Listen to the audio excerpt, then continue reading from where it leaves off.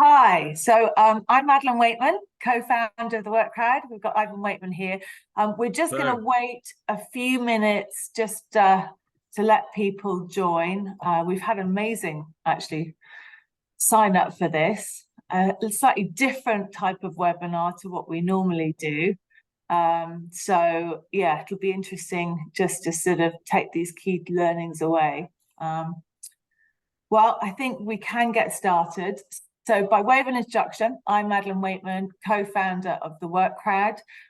We are a global network of independents, so freelancers, consultants, advisors, and we've built an award-winning digital platform that connects businesses to talent across PR, communications, design, and really everything across that marketing mix.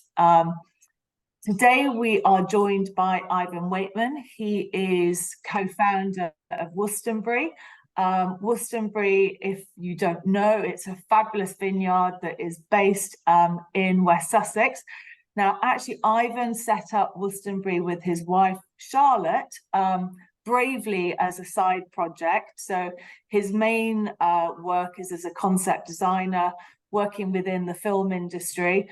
And Charlotte, her main job is she's in the software industry and has a business called Recruit Studio. So, Ivan, when you set up wolstonbury, how many years ago was it? Oh, we're talking about sort of 9 years ago. We planted 2015. Wow. Yeah. I mean, yeah, it's Yeah. So you obviously set up wolstonbury as that side project, and I think for a lot of business owners who are sort of setting up, marketing, creating that brand. And that's really what we're here to talk about today is actually when you're thinking about creating a brand, creating a content, I think for a lot of businesses, actually where they start, how they do that on a budget, when you're setting up a new business, you have a sort of finite amount of resources and also a finite amount of cash flow. So I think all the more you're thinking very carefully about where you spend that. So I think what we really wanted to explore today was your journey and how you have used AI to create your brand assets and creative content for wolstonbury. So yeah, talk us through a little bit about that particular journey. So when you first set up wolstonbury as a brand, what you thought about also as a concept designer and creating that brand. Yeah. So thank you, Maddie.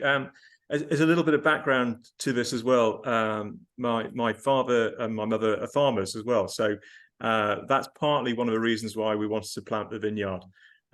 It's nothing like sort of growing something. It felt very, very similar to design in the sense that I knew nothing about it in terms of a vineyard, and some of the best challenges I think are the projects which you don't know anything about.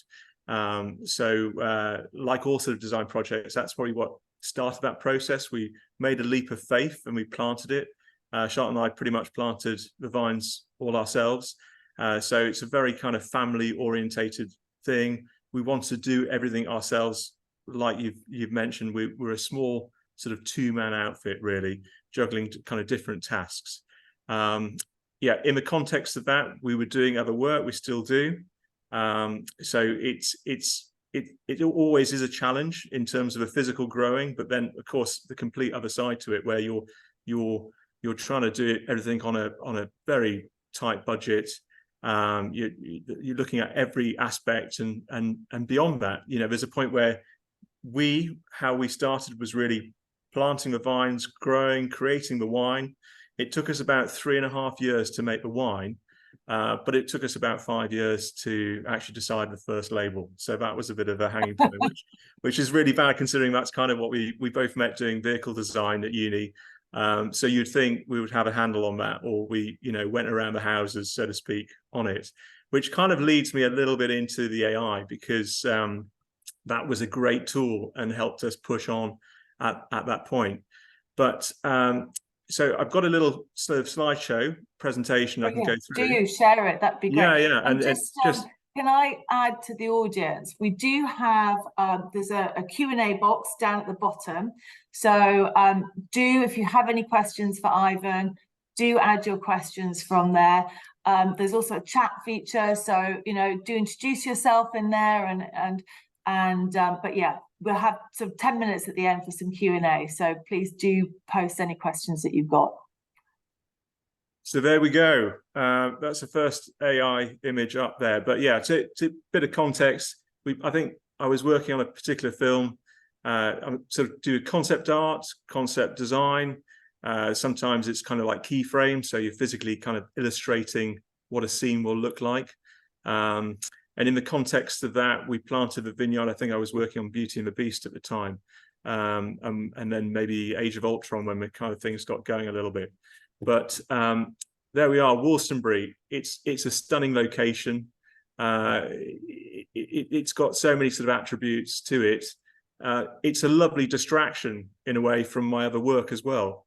So just to highlight a few sort of images of the variety of work which you kind of cover in films depending on the script, and just to give you like a little insight, and really my work is not specifically in marketing, but obviously we have this this business of vineyards, and so we've had to be really hands-on in all aspects, and that's really what's come to light. Not only just growing, but all the way through marketing, presentation, because it's a very fine margin anyway. It's very costly producing.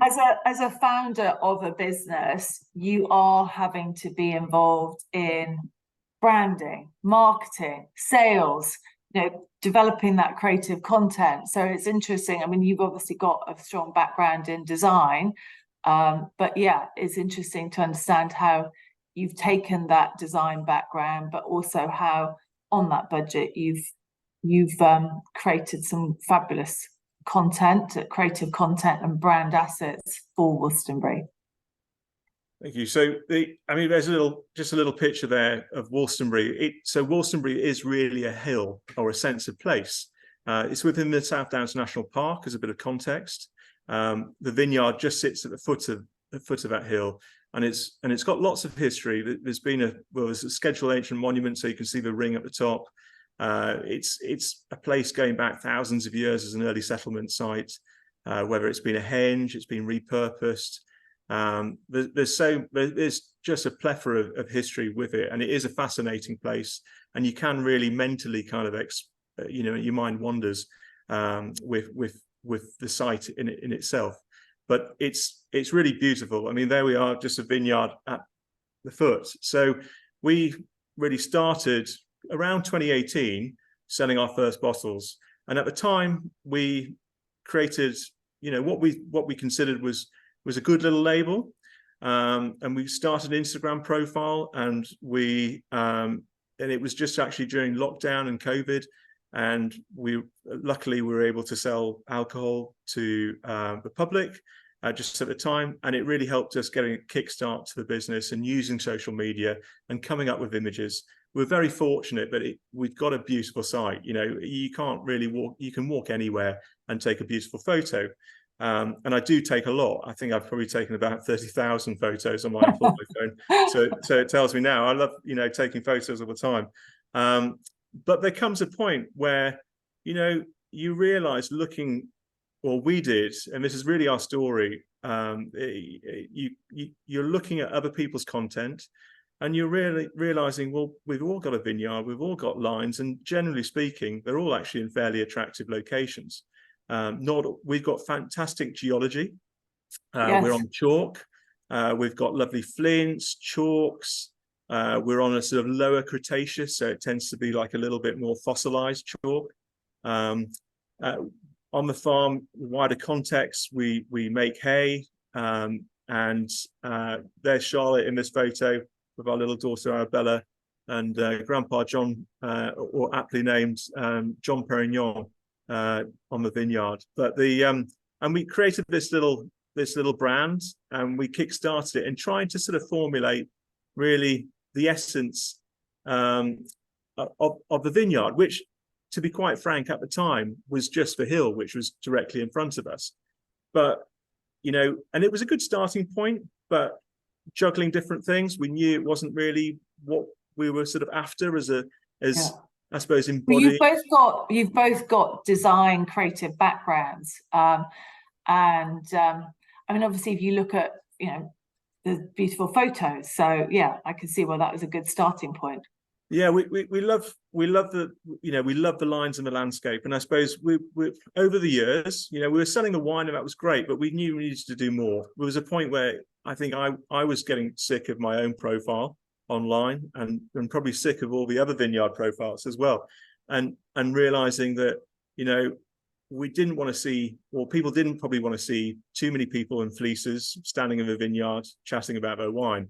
And that seemed to be what was a lot on social media. And there was a point where, you're as your business owner and doing all these things, you're sort of, you're breathing it all the time. And actually, I reached a point where I thought, oh, this is really just putting me off in a way. And I was desperate and looking to search for a sort of new way or a new avenue to explore.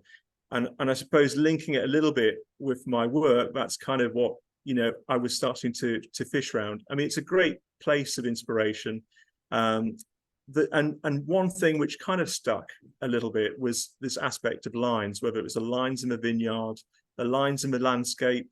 As you curve through in the lower corner of this shot, there's one of our drone photos of a field and all the hay is getting rowed up before it's baled. So there's just a common thing of lines, and even to this lovely oyster that we ended up finding. So the field patterns at the base of the vineyard are all Roman fields. They all accord to this actors. And actually, when Charlotte and I were preparing the vineyard, we found a lovely oyster shell. These images here are AI images. So that's sort of the first precursor to the talk. And at the time, I think Midjourney had just kind of came out. Had a friend within the film industry who was starting to use it, and it's got a big profile, and was generating images. And I had a bit of a chat with good friend Andre, and he mentioned about Midjourney, gave me a few little pointers, and it was a great start. And I just kind of had a play at the time. I mean, in this world of AI, it is changing like weekly. So that's the first point. So these were very kind of early images where I was starting to explore little thoughts that I had in terms of, from the simple thing of the lines of the oyster shell, the curves of the South Downs and the way it kind of, you get the cattle lines and the curves of a vineyard. So I started putting this into the AI and just generating things. I mean, and curating, I suppose, and trying to help use it as I found it a fantastic tool as a way of referencing. One of our one of the attendees has asked, do you use it purely for inspiration? So how far would you use AI for that content asset creation? Because you've obviously used it in this for that inspiration, that initial. Yeah, there's a point where, in the wider context, there's of course copyright, which kind of comes into things. So I think you've always got to do your own diligence in that respect, in terms of using it for the final output. But in terms of the imagery, and by example, Photoshop, which has now got integrated AI, if you download the beta version of that, you can, it's copyright clear, so you can rest assured you're okay to use your images. These are fantastic kind of reference points. And I would say, in answer to that question, you really can get a, out the box shot. Of course, there are times you have to work a lot on it. So I am still doing loads of Photoshop. In these particular examples, this was a reference process. So this is just the AI. And this is going back a few years. So you'll see my little prompts where I've tried to include my prompts underneath. So what I was kind of interested in at the time, I think I was also referencing our sheep and finding it. So in Midjourney, I must sort of add, this was at the time certainly just a prompt-based AI app. The only way to get images was to literally type a prompt. It has moved on a little bit, and now you can do kind of blending and other aspects, which I'll talk about in a little bit. But these are my prompts at an exploration, and I'm showing you a couple, but and this is just like a little reference point. So when I talk about the curves of the downs, that's the commonality between all these points, which was of particular interest. from, you know, this sort of ancient shell, and that we would find from the workers, I guess, sort of like eating hundreds or thousands of years ago and discarding their oysters as they worked in the fields. So it's yeah, probably moving on here, but I started using AI, and I suppose as just an exploratory tool. This, by example, is an AI image. I was generating so many at the beginning, and the quality is quite different. It was generally quite painterly. So this is probably like version 3. We're now probably on like version 5.2. Or it could have been version 2. So as all these things progress a bit, like, you know, the latest update comes along, you get modifications, the ability to generate different types of work, more photorealistic. So certainly from like version 5 of Midjourney onwards, suddenly the realism came in, which I can show you a little bit of that. But at the time, it was kind of is Midjourney. So Melissa, one of the attendees, asked, is Midjourney? Is it something that a non-designer can use? Yeah, totally. I mean, so in terms of Midjourney, just to explain that platform a little bit before I kind of get too far into the images, it's still within Discord. Obviously Discord, so you've got to kind of create a Discord channel, which was all new to me. I mean, I must, you know, I am quite techie, you know, within my little realm, but I am quite a Luddite outside of it. You know, I really know like certain bits of software, but other bits like Discord channels was all completely new to me, and that was sort of something new. Whereas my son obviously kind of had a Discord from the get-go. And Discord is? So Discord is like a community channel online, and Midjourney sits within it. So all these things, you've got to talk to your program, your software. Right. There's some AI like Stable Diffusion, which is from Stability AI, you can now download and you can run on your computer. But most of these things are taking place in the cloud with banks and banks of graphics cards. So as a bit of background, I think it started whirring in the background. I do have a computer which has got like multiple GPUs. That's the graphics processing cards in there. And that's kind of what all these AI platforms are utilizing. Somewhere in the Nevada desert, you know, there's banks and banks of these GPUs all whirring away, working on these calculations of our inputs into things. So, but it is, once you kind of get used to the interface, and just by way of example, I can show you a little bit later and talk it through. I've got a few slideshows of that particular interface, but I can do a little live session, if you like, on my Discord channel at the end, if you're not sure. But at the beginning, it was very painterly, it was very loose, and that was kind of beautiful. And if you really like that, you kind of can go back and put in that you want a version. You don't want to use the default, whatever it is, 5.2. You can go in and say, you know, put in a little tag at the end, ...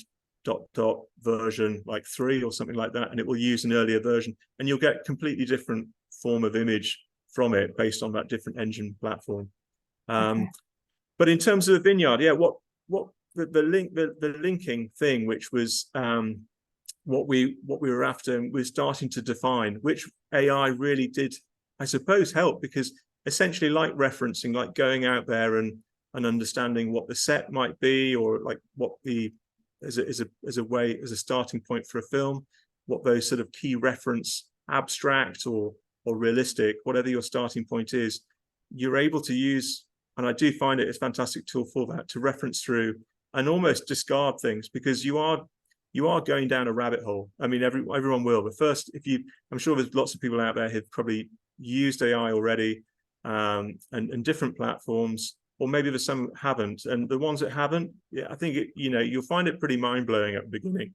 And could we have a look at, for example, some of the prompts that you have used to create those brand assets for absolutely. So with respect to the previous one, so I'll just read this out. So going back to the shell, a beautiful shell-like sculpture, pearlescent, goat horn embossed. It might be a spelling mistake I've got in there. at the beginning, I was just dictating, actually. There's a great way of using it, and there's apps. So if you download the Discord app on your iPhone, all these were generally done on my iPhone. It didn't need a computer to do these.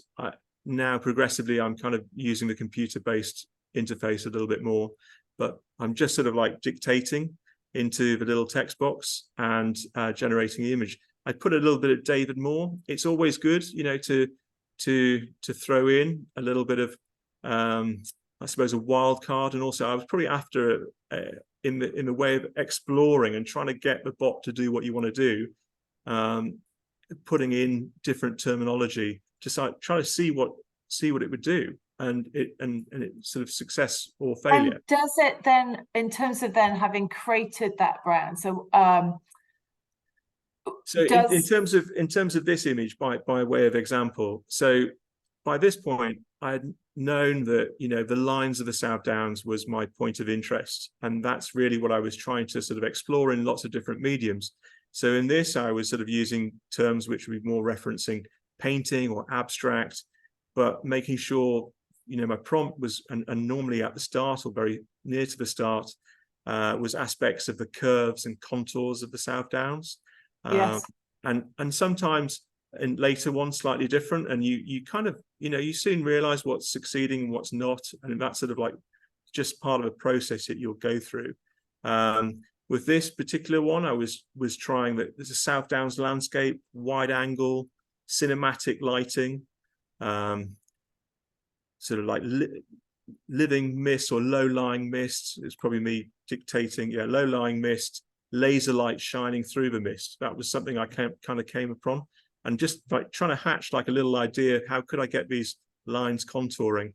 And it was at a point where, you know, you suddenly get an image back, albeit, you know, this like an earlier version as well, so it's a little bit more painterly in style, even though I'm putting in photorealistic, and at the time I was using probably like terms like photorealistic a lot, but actually yes, sometimes you realize now that you don't really need terms like that. I mean, the engine's kind of improved so much more.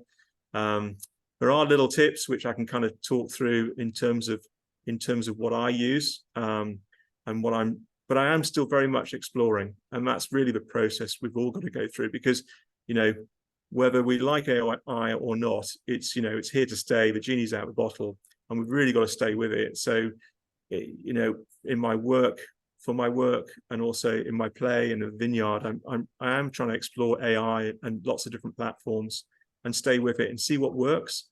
So essentially, I don't get. Is it constantly learning from you in terms of actually, so you have, let's say you're using Midjourney, you're creating these brand assets, you've obviously introduced that element of lines that run throughout. Is it then, is it learning and better enhancing, or do you have to start the process again each time you want a new brand asset? Well, you can cut and paste your hashtags. It's as simple as that. So that's my little hashtag underneath. The South Downs landscape, wide angle, cinematic, low-lying mist. I think the change up might there in terms of imagery just could have been like a slightly moving forward in a version number. So it might have been just a slight step change in version number, and I noticed a little bit of improved quality. In answer to it learning, I'm sure it does. You know, it learns from us all in the way that we, you know, the images we generate. So Midjourney, it is kind of like a little bit of a loose cannon, in the sense that, you know, you're putting in your prompts, you can't control it that much, but now you can a little bit more with like blending or the ability to load up an image, and that's a sort of fairly new tool that I've been using. But at this point in time, if you want to get something similar, it's better to go back, and you have a sort of catalog history of your old images, and you can sort of ask it to redevelop. So it's a case of you putting in your prompts, which I can kind of like cover a little bit later on. Could we have a look at that? Yeah. I'll just sort of go through. I'll talk about that in a moment. But so just another example, like a more painterly abstract. And this is sort of modern, my prompts there at the base, modern contemporary British painting in the style of Terry Frost. I love Terry Frost. trying, you know, I love those sort of simplification of, so that's my own sort of like personal, I suppose, knowledge and where I'm leading it. And Eric Revilius, the white chalk paths. And then to change it a little bit, you know, I put depth, octane render, and that's what I started using, like a little bit of my 3D terms, like in terms of cinema 4D or some 3D depth, and putting in little sort of wildcards. And that's what my kind of recommendation would be. That occasionally you try little wildcards of text there, because you just don't know what you'll get until you try it. And it's sometimes those which give you beautiful results. And then moving on, you know, this point where for our own brand in our imagery, there was a new version which had come out, and I started using it a little bit for work. And I said to Charlotte that I'm just desperate to sort of like change it up a little bit as well, and make it a bit more upbeat. And I noticed that, you know, a new version of Midjourney, which was my sort of weapon of choice, if you like, was out. So I started exploring that. And I was blown away by the imagery which it can create, you know, in a couple of seconds. I mean, now I personally pay for Midjourney.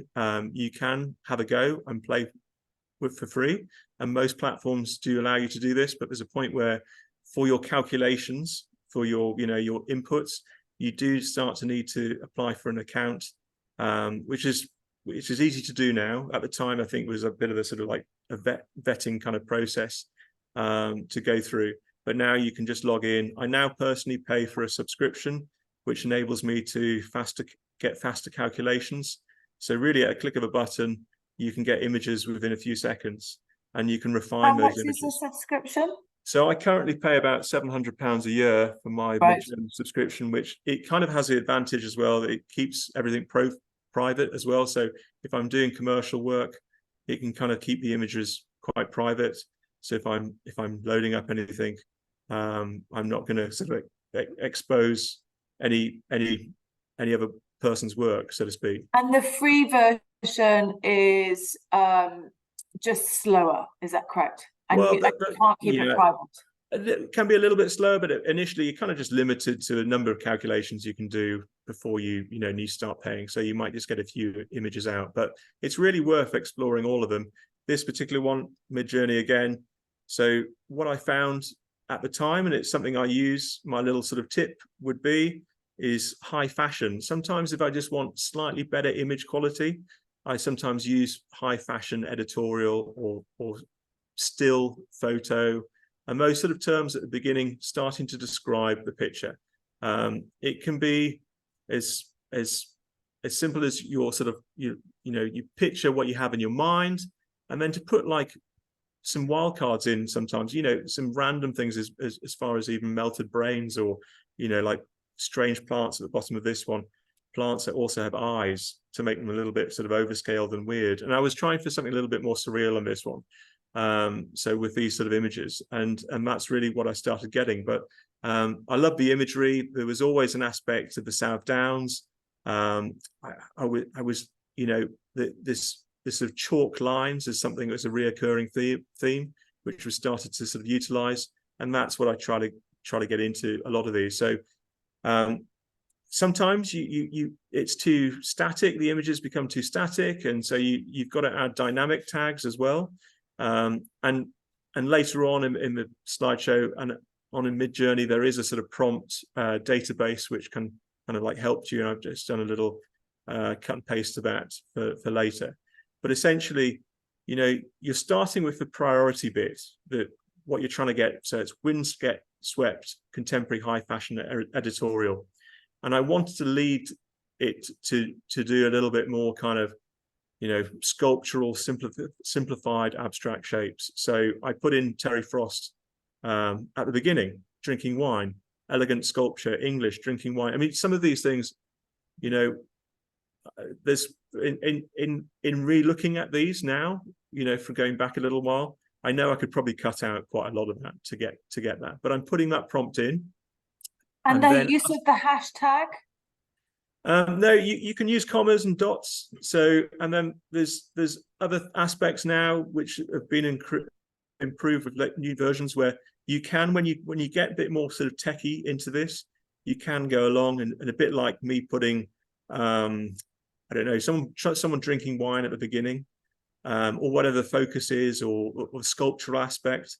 If the sculptural aspect is important, I can give it priority as well. So I can kind of add a couple of little terms after, say, sculpture, wherever it is on that prompt, and that will kind of give that priority. So at the beginning, it all used to be about, and it still kind of is, about what's in first, and generally with the aspects of what ratio of image you want at the end, whether you want it super wide, drone shot, POV, like a point of view, looking at someone's eyes, you know, all those bits, and even the aspect ratio and the image quality.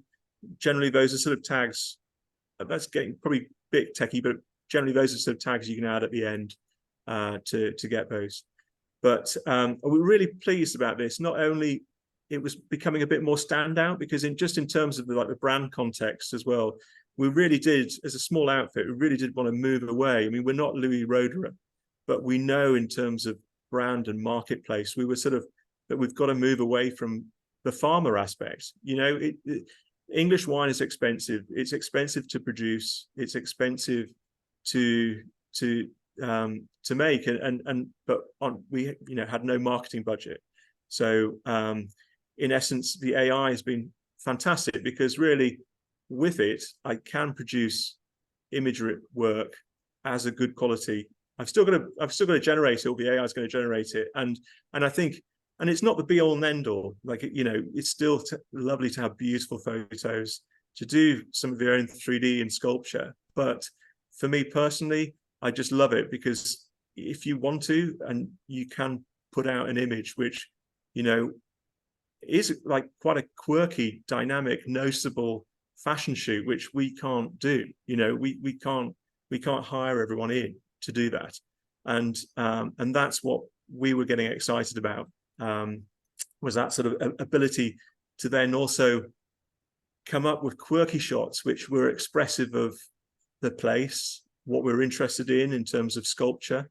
You know, we want to lead to something a little bit more as well, physically on site, but also, I suppose, just the sort of the luxury of the product, and knowing that that's really what we have to sell.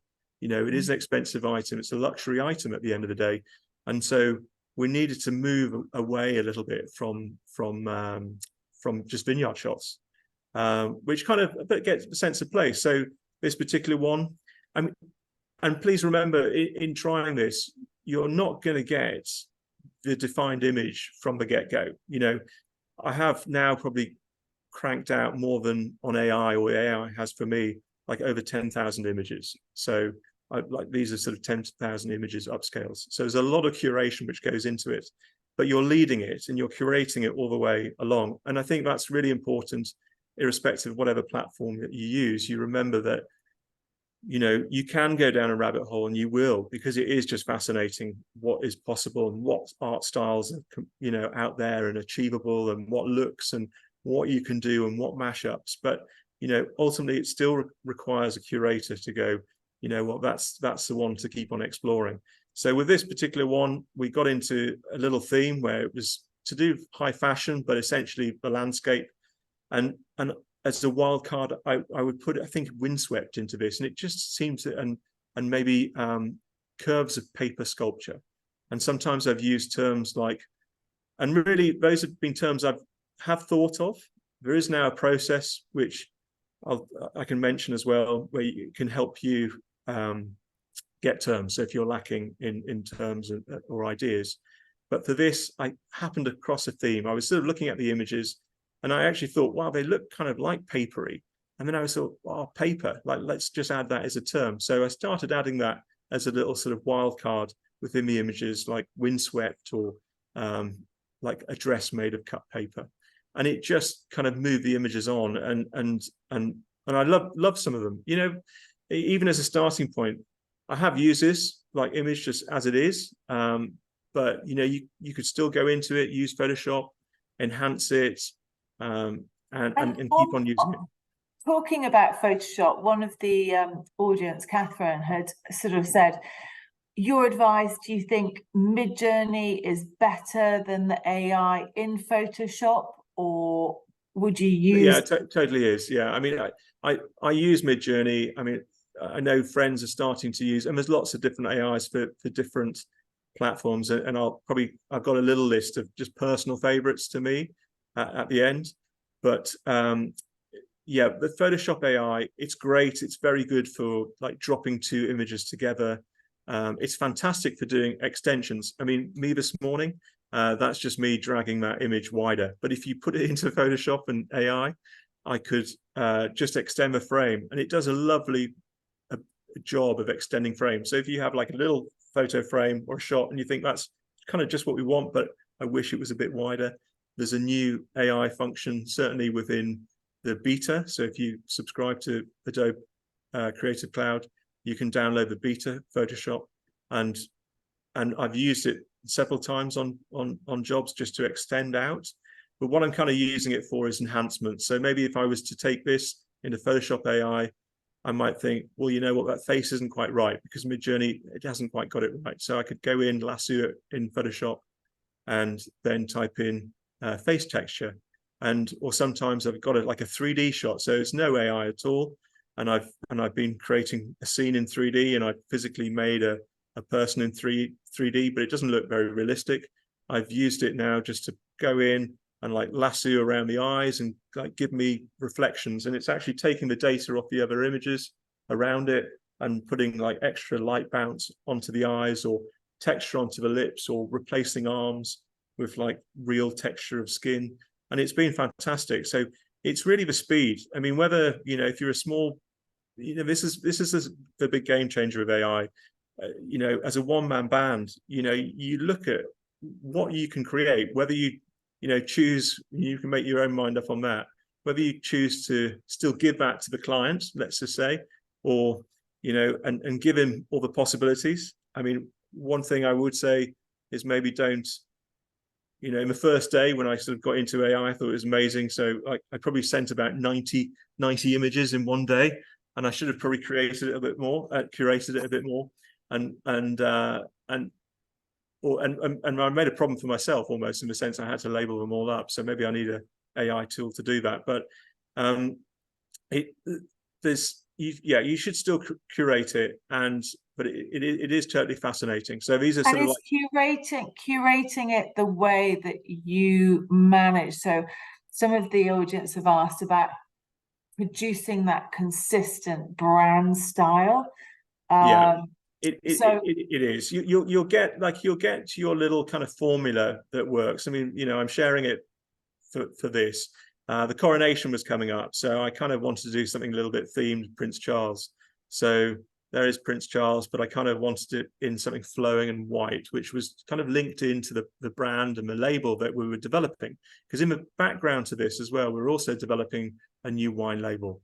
We wanted to take it beyond what we had at the beginning, which was essentially just a little snippet of the hill, as much as obvious that was, and locally people really liked it, but we wanted to move it on a little bit more and still link it, but just have it in a different way. So you'd end up with like a little tag, but the beauty of it, your images are all still in there. You can kind of go in and get them and reference out and cut and paste them, or ask it to redevelop a particular image. It is a process of curation. So in getting to these images, I will have done probably hundreds of images. Fortunately, it doesn't take very long, but I am curating these images and going through them to get to this point and going, you know what, I'm kind of like, this is kind of what I want. As much as, you know, it is mind-blowing what it can do, yeah, still create it. I've still got some of the terminology in here. Some of it is chalk landscape, and some of it I know I could now probably cut out a little bit and is less important. But I was really pleased with these particular ones.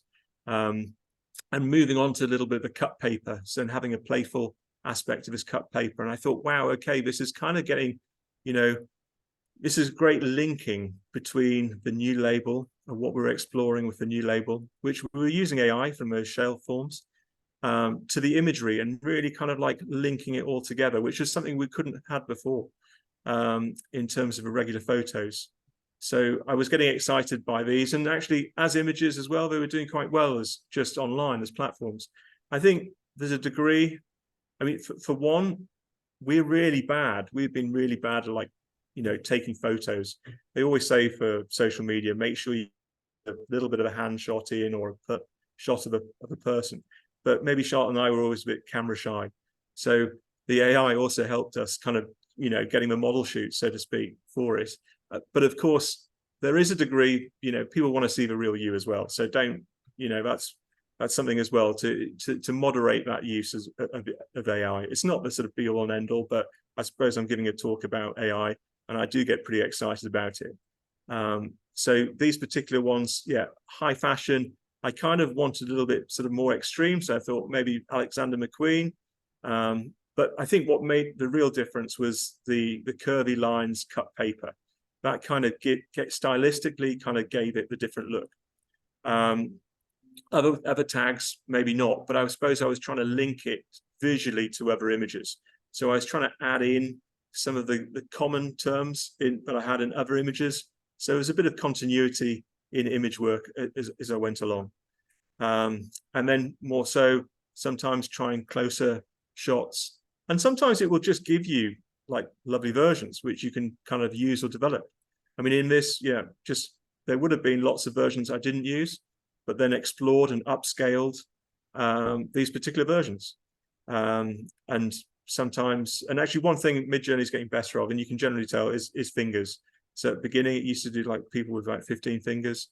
Now it normally gets them right. But then it was just lovely to then, to moving through to our website. Charlotte's created our website. These are some little snippets. You've got a bit of my 3D work at the top. So that's all 3D. It's not AI, but you could generate that kind of thing in AI if you wanted to. But it's just kind of made everything a bit more upbeat. It's got a sculptural aspect across. I feel it kind of is linking now to our label, which I haven't shown you, or it's helped inform that label and that process. And as a tool, as a business owner, I think it's incredible, because you've visually also seen so many images, so you've discounted, which is a big part of the whole process, is discounting. Do you start with, so sometimes you load up your own photos, or are you just using those prompts? Yeah, so now with as of certainly a couple of months ago, maybe a little bit before, you can load up images. There was always probably the platform you might have seen, like, there's little app versions of AI which are very good at kind of cropping people's heads out, or giving you a version of yourself, but as a Roman, as a soldier, etc., etc. So they all have their strengths, and they all kind of change, and I suppose they've all got their interests in video and etc. This just particular shot, whilst from the background here, is of our wine label. So it was then a point where I started loading up images as well, like of the shells, and reinitiating the process, blending. So blending is like a big part of what I do now. I sometimes use my own 3D work if I'm doing a set, and I do an image of it, and I put that in and reblend it. I mean, it's very versatile. Personally, slightly aside from the wine brand, but like in the background of film, I was doing something recently, which I can't sort of mention, but essentially there's a script change. It completely changed. I've been working for months on this particular item, and classically there was it was always a deadline, but there's a deadline coming up very, very quick. And I wanted to use it. I didn't want to waste it. And I started loading up those images and reblending them. And I kind of got a nice little starting point, which I used. And then eventually I developed it as well, but I used it as a starting point. And that got picked, and that went, into the film. So it is super exciting. And that was just blending. That wasn't any prompt-based imagery, which is what you can do in Midjourney. But leading on to our little sculptural here. So, in the background, the new wine label was going on, and it was really hand in hand, with the AI and the exploration with the AI and the shell patterns, and this sort of new form we were exploring. And we could visually, if we're producing anything, we would try to incorporate that theme, and that's what we try to do now. And we've got our little platform. We've got something probably more sculptural and more bolder than maybe a big brand would try as well. And that's something, as a smaller independent, we were able to do as well. We weren't constrained. We didn't really have a background in wine. We didn't have a background in marketing. And so, but we felt like we've, created a strong pattern identity that can kind of link through and bring it all together now, and be expressive of probably the sculpture park and the things like that we want to do in the future, and like linking it all together. So that's a little bit of a lineup, a flavor of our brands, but we've got some which are referencing kind of wood and the sculptural lines of wood and this aspect of nature that we have and is part of like our vineyard within the South Downs. So before I get into this next section, so like yesterday, I was working on a film project, and I was obviously thinking about the work crowd and this little presentation today. So this is more probably this next bit, a little bit more kind of like technical walkthrough, and I've got little segments and snapshots of the platform that I use, which is Midjourney, and there's lots of others to explore. But my starting point in reference to how I have to live every day, essentially, is my working career, and it's kind of getting time for that for the vineyard, and that's what AI has really helped me. I've been able to generate images, but I've been able to work as well, and I've been able to get a bit of a start and maybe captivate people's imagination a little bit, or just say that we're different, we're trying to be different, we've got other interests, and getting all that across. But as a starting point, whether every day you've got to generate images, even with or without AI, and you've got to lead it a little bit. So like if you're doing a spaceship, try a round one day. If you get stuck, try a square one, and go on. But it's a simple formula in a commercial sense that you've got to work, or just look at any given object, because it can be hard when you're doing this as a daily job. If anyone in a broader aspect is doing it, it's something which works for me. I mean, that's obviously in its most literal sense, but seeking inspiration from anything else and kind of just going through shapes or going through ideas on a daily basis, so that every day you can generate art and hand it over. In my kind of like world, it's not a case of like, here's a beautiful image, see you in, like, I'll do a beautiful image, see you in a month. It's like, it's a daily process of sending images out so other people can curate them. And to do that, you've really got to crank out the artwork. So that's like a simple like explanation of what I might do daily to start every day. Just keep it really basic without my mind kind of like exploding. So I was working on a little project which was sci-fi based, and I thought, well, I've got the work crowd coming up, so just to change it a little bit from Wolstonbury, what if a work crowd went to space? And I wanted to create something a little bit kind of like fun, captivating in terms of a strong image, and I just used AI on this particular one. So was this Midjourney again? Yeah, it's Midjourney, but actually, strangely, this came out of a description. So I had loaded up, and it's a great tool within Midjourney. I keep on going on about Midjourney, and there's lots of others, but I do really love it. Now you can describe, so you can be done on an iPhone. It can be done it's probably easier on a computer, but you can upload your image and you can kind of remix your image, or you can get it to describe, and the description process is so powerful. And it's literally, you load up your image, press enter, and in your little prompt, instead of going imagine, which is essentially when you would type a prompt afterwards, I would type / describe, and it would give me 4 versions of description. So a bit like ChatGPT gives you just text. Okay. Yes. You put an image in, you get the text out. So you're loading an image, asking it to describe the image. Absolutely. And then you're using that to feed back to it. Exactly. So I would load up the image, press, it would take a couple of seconds, it would come up with 4 descriptions. If I don't like any of those descriptions, I can say like, do it again and do it again. And that's often part of the process. Like, no, do that one again. Or you go, you know what, I really like that one. And then you go, imagine all, and you just click it. And then it reimagines using its own text prompts. Because I also think it's a really helpful tool to do, because it gets you to understand the way maybe the algorithms work a little bit more, in the fact that you're loading an image and you're seeing what prompts it's telling you that it sees, and for you to get a bit more of an understanding of the process. So it helps you kind of navigate that to probably, you know, enhance your ability with it within that platform. So then I just said reimagine all, and one, based on an image I had loaded up, came out quite as a wild card, which I absolutely loved. And that's what, you know, sometimes you totally get this sort of like wild card aspect, which I thought it was really striking. I thought, wow, okay, you know, like Nike commercial, Nike Air. There's so many different ways you could go with it. But just as a quick exercise this morning before we started today, this is, you know, you can see the strength of the image. So I've not labored this. This is a very quick process. This is why I'd recommend it for any freelancers out there as well.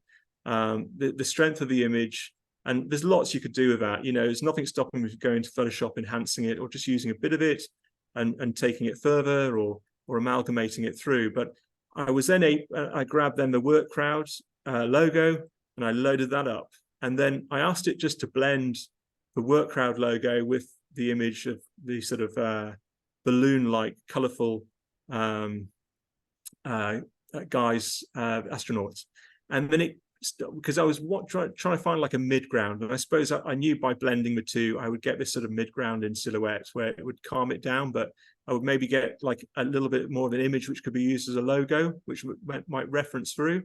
So as a starting point, if I was going to Photoshop, if I was asked to do the Work Crowd, but link it to that particular imagery, I could create like a simplistic icon. So at the top, you've kind of got some little versions there where it's bringing the two together, and it's finding that sort of middle ground, which I could then, you know, with a little bit of work, take it completely into the obvious, you know, into the Work Crowd, or I can just use it as it is, where it's suggestive of the logo. And it's just really nice as sort of an exercise. So here, by way of example, and hopefully you can see my cursor, this is just a first little insight. Can you increase that a little bit bigger? So we've got a little. Don't worry if you can't, but I don't know if that's increased it there, but yeah, maybe we could share this as a slide profile afterwards. But we've essentially got the Work Crowd. This wasn't probably the first iteration of the prompt. What I was trying to do was like trying to get it to write a bit of text. But essentially, this is a mid-journey here. You've got your pre-existing prompt. I might have jumped the gun a little bit there, sorry. There's my prompt: astronauts preparing for a flight to Earth from space with their mates. That's what it got out of one of my images. Trust me, it didn't look like that to me, but that's what the engine decided that it was. And it kind of came up with this quite bonkers, colorful sci-fi image, which I really just love these particular ones here. So I asked it to develop. So if it's a particular version, I would have like press upscale, or if I wanted to change again, version, or if I say redo the whole thing, press redo. But essentially I upscaled one which was in this world here. And then I kept on asking it to do different versions until I sort of saw something I kind of liked and I thought I could develop. There's great new tools within Midjourney now where you can then get it to change, because that's the controllability, I must admit, you know, is improving, but you can't control too much in Midjourney to a degree in the sense of the image. I'm led to believe, and I want to try it a little bit more myself, that Stable Diffusion, which is another platform, you can then get, you know, software which sits on top of its versions, which is like ControlNet and things like that, where you can be more specific to an image. So if you're an illustrator, or if you wanted to stay with classic design illustration, you could sketch around it and say visualize that particular area. But in this one here, without going too much on it, you've got now the ability to load up and then say redo this area here, and you can even type a command in to get it to do what you want. Slightly leading to the work crowd, I was starting to get it to spell out, okay, it's not totally, I've got a T there, it's not perfect by any means, but as a starting point, as an artist or an illustrator, to utilize that, or as a freelance for your own brand or whatever it is, that's a great starting point. And the quality and the strength and the clarity of the image is phenomenal. So yeah, a little bit here on the notes about prompting. I'll just sort of like gloss over this, but essentially you've got the nature of your prompts, and it's possible to put URLs in, etc., etc. You could then put generally description of your prompts, and you'll see some of mine are very long, and some have almost been like little mini poems. Some are very short. Try different things. But essentially your parameters, which are at the end as well. And this is all available on the Midjourney website for prompts, so to help you with that. And it's something which I do. You just tend to find something which works for you, and kind of you keep on going with that. But if you want to really, and is that how you manage to keep that consistent brand assets? By I do, yeah, using similar prompts time and time again, and having similar prompts time and time again, linking those things in, going back to where you felt like you had success. But now with the beauty, you can lead it a little bit as well, because you've got the ability to load up your image as well. So whereas before I couldn't load up that shell, but now I can actually load up the physical aspects of that shell and blend and see what comes out.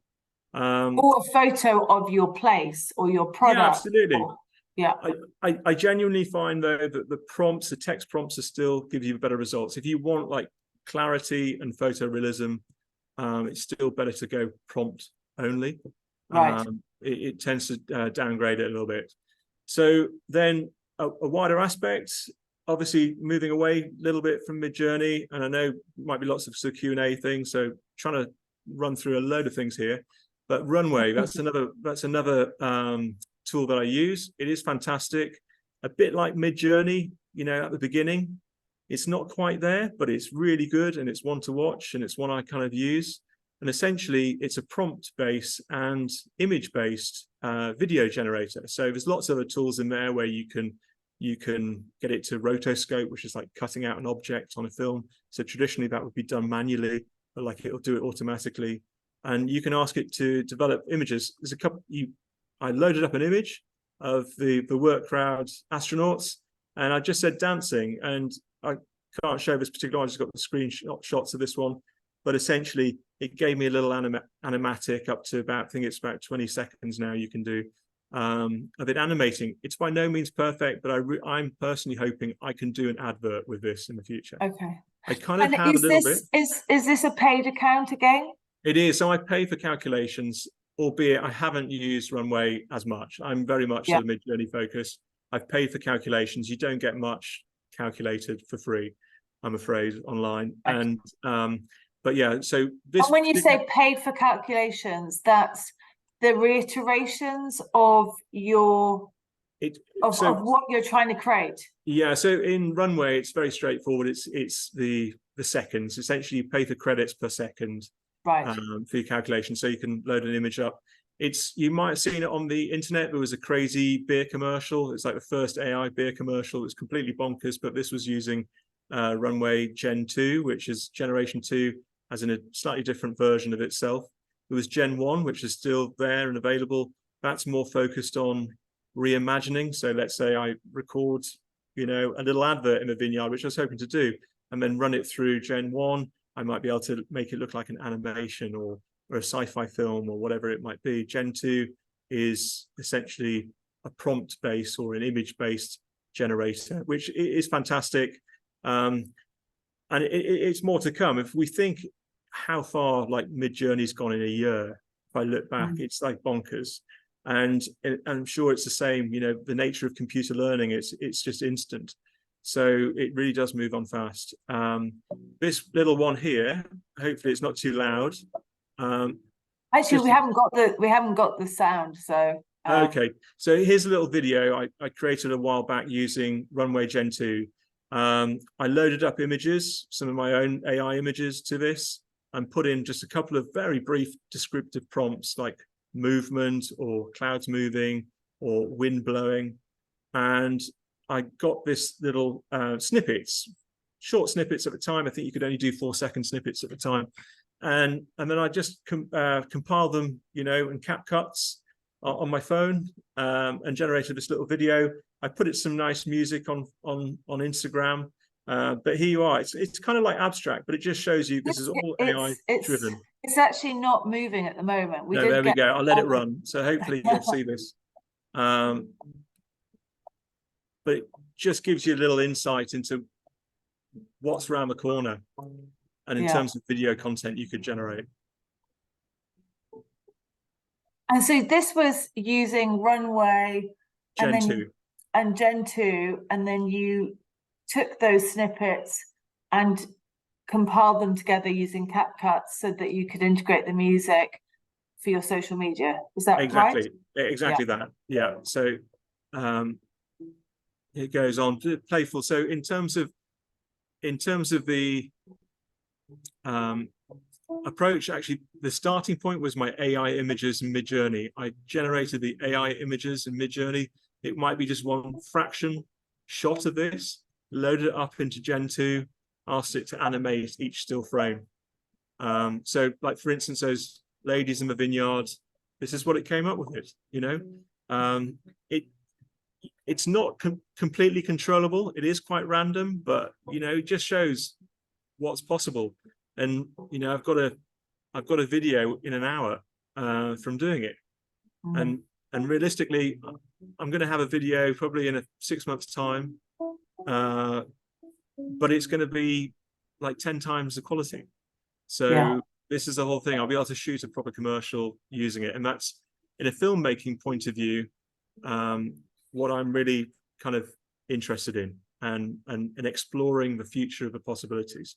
As much as it's worrying, part of me is just to literally keep myself in a job.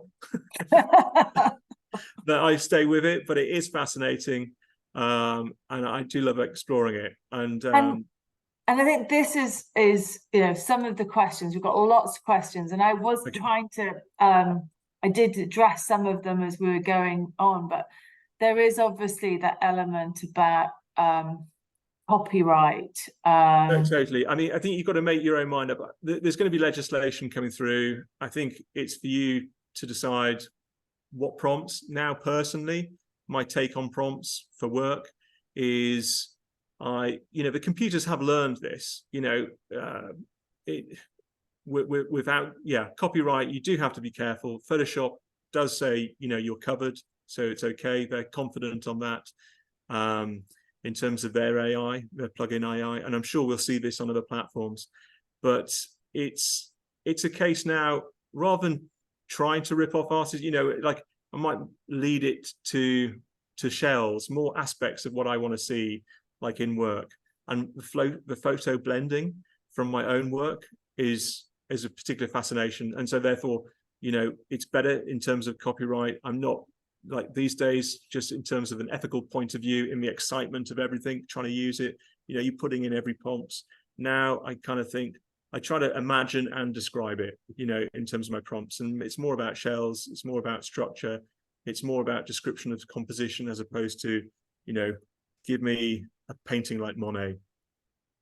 You know, that's kind do you the fact that you can now load up your original work, whether that be original photos or original design work, and you can use that as the basis, does that also help with? It totally does. And that's sort of like a method, because in all this, it's a great tool, it's a great reference. It's a bit like, and it, you know, when you start a job and you're referencing whatever film it might be, but you might just go onto the internet and grab images that you like. And there's a reality to all this, I think, as well, where, you know, traditionally people, with or without AI, people have gone and referenced other people's images. I mean, art does inspire art. And without getting too into the morals, and I certainly don't want to have anyone out of jobs, What I would love to see is actually, you know, the UK certainly being at the forefront of AI. So I don't want to sort of legislate to a point where you can't use it, but the copyright does have to be dealt with, and that will come through. It does feel like the Wild West in many respects, you know. But I guess, and talking to the programmers aspect will be, once a computer has seen, and by the way, you know, of you just liking and disliking an image, it can calculate in its own mind. So there's a very kind of, and that's why I say a grey area between, I suppose, the classic at the beginning where people would think it's ripping off, and there's a point where actually it's learning and it's off in its own right. And, you know, and I think, yeah, ethically, I'm sure over time, and you'd hope all these platforms do open up a little bit more in terms of where everything came from, and I'm sure it will come. You know, I'm a freelancer as well, so you know that's part of it. Shall I here just a little section here before I might stop screen sharing? But you've got, I was going to say, we slightly run out of time, so yeah, you got Midjourney, Runway Stability, BizCom. I mean, in terms of AI as a different platform, if we talk about copyright for a minute, you know, if you're the traditional designer, and I've done a sketch of a spaceship or a wine label, do a little black outline, put it into BizCom, just say visualize that please, and it will fill in, it'll stay within your line, so you're still designing it, it's just visualizing. It's like a 3D render engine, which is like another aspect. So brilliant. Try that one. Well, thank you, Ivan. You've touched on lots of really valuable points there, and I think we've only really just sort of scratched the surface, but it's been really useful, and thank you to our audience who've asked lots of questions. I think we've answered quite a few of those. Appreciate that we haven't managed to get through all of them. We will see if we can answer any of them post. We will be sharing a recording of today's webinar. And Ivan has also kindly said that he will share his slideshow. So we'll give you that additional information. For all of us, thank you very much. Just to make you aware, Ivan has kindly shared with the work crowd, our audience today. If you want any wine, I think there's a discount code for work crowd. I think it is the work crowd on wolstonbury.co. Absolutely. Support British wine. So if you want some fabulous sparkling. But thank you. And yes, any of those unanswered questions we will try and share with you in our write-up. So thank you, Ivan, and thank you all for attending today. Thank you very much. Enjoy exploring. Yes. Bye. Bye-bye.